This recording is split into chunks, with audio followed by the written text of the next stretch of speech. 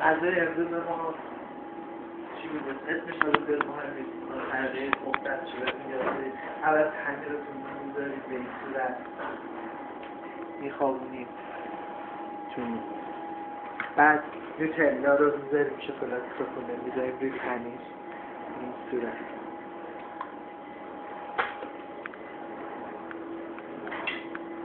بعد کنه رو برمیداریم میذاریم اینجا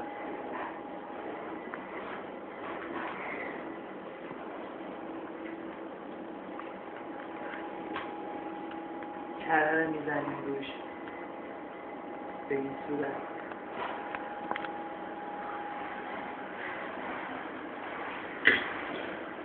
مربا رو میریزیم مربای آلبالو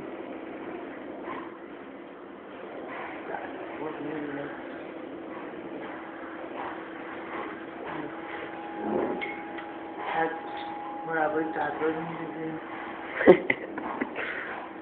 اینم به مقدار لازم بال شد به این صورت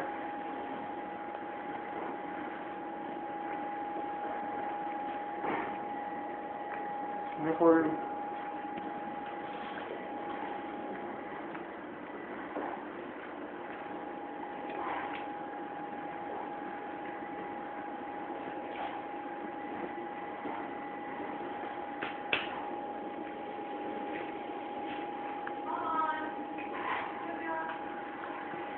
چطور بود داریم؟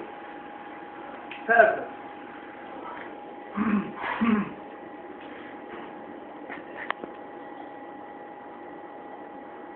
شما میتونید امتحان کنید و خودتونم بخورید از دکتر مقوی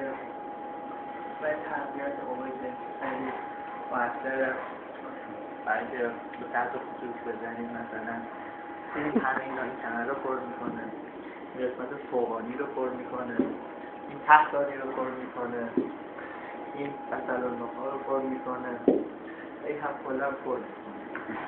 چای هم میبره پایین از همه مهمتر این کره میکنه که کره تا برنامه بعدی خودم